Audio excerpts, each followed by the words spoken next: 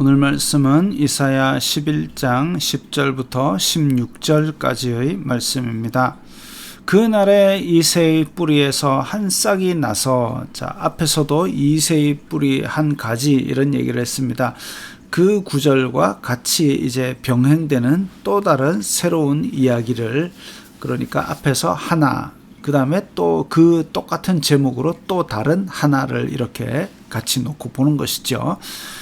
한 싹이 나서 메시아가 오셔서 만민의 기치로 설 것이요. 그 나라에 대해서 앞에서 얘기를 했다면 이제는 온 세상에 대한 말씀입니다. 만민의 기치로, 만민의 온 세계의 깃발로 설 것이요. 열방이 그에게로 돌아오리니, 열방이 그에게로 돌아온다.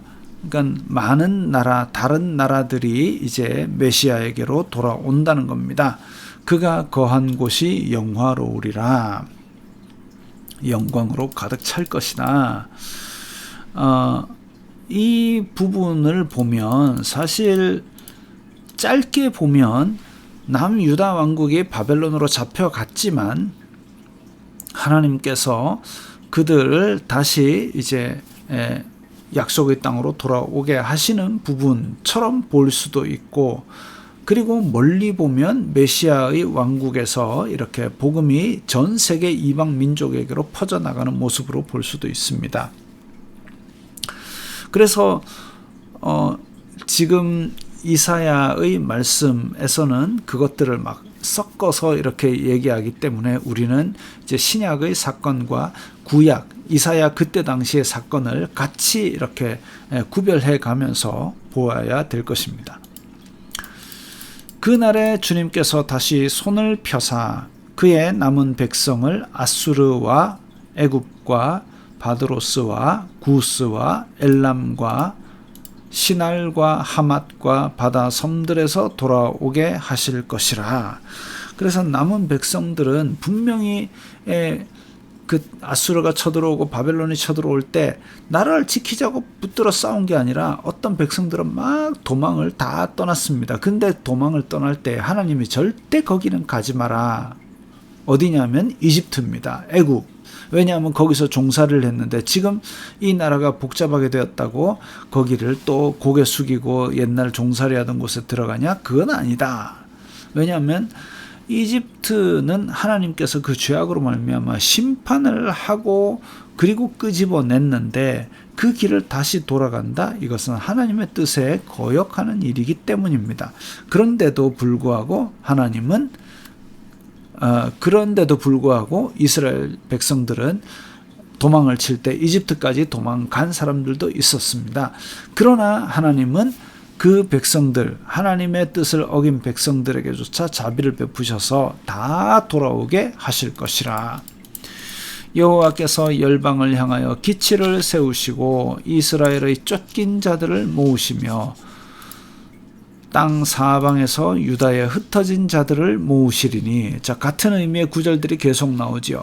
유다, 이스라엘 이런 하나님의 백성들을 다시 약속의 땅으로 다 모으신답니다.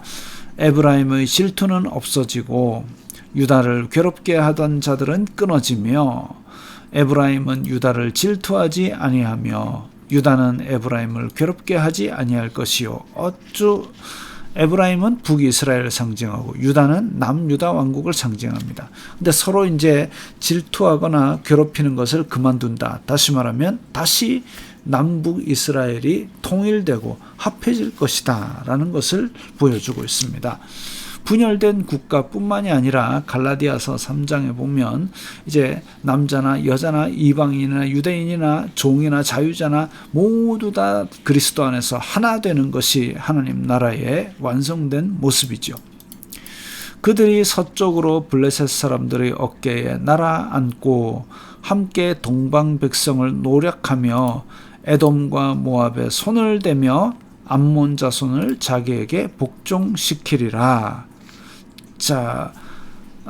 남유다 북이스라엘이 통일되고 나서 온 주변 사방 나라를 좁혀라는 얘기가 아니라 이것은 궁극적으로 메시아에 의해서 사탄의 권세가 무너지고 복음이 온 세계로 퍼져나갈 것을 이야기하고 있습니다.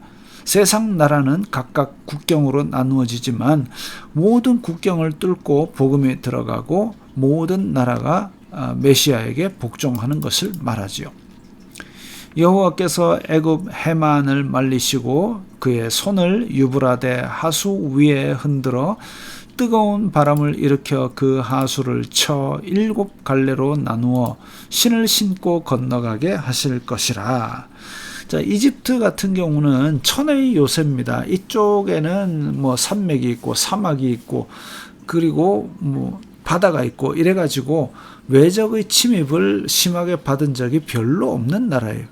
그럼에도 불구하고 그 천의 요새인 하수 물로 방어선이 되어 있는 것을 하나님께서 그것을 말려버리면 신을 신고 이제 누구라도 다 쳐들어갈 수 있다라는 얘기인데, 그런데 이렇게 이집트에 강력하게 침략도 안 받았던 나라를 그렇게 문을 활짝 열어버리신다라는 말이 왜 나왔느냐? 그에 남아있는 백성 곧 아수르에서 남은 자들을 위하여 큰 길이 있게 하시되 이스라엘이 애굽 땅에서 나오던 날과 같게 하시리라. 자, 그래서 이집트로 도망을 갔던 백성들이 거기에서 비참한 생활을 하는 것, 그러나 예전에 BC 4000년에 출애굽 때 하나님께서 말리셨던 것처럼 온 백성들이 흩어져 있는, 심지어는 이집트 땅까지, 하나님이 가지 말라고 했던 이집트 땅까지 갔던 그 백성들조차도 하나님께서 메시아의 왕국이 완성되는 날에는 그 남은 자들을 다 귀환하시는데 아무런 어려움 없이 돌아갈 수 있도록 큰 길을 내시리라고 했습니다. 과연 그것은 언제 이루어지느냐?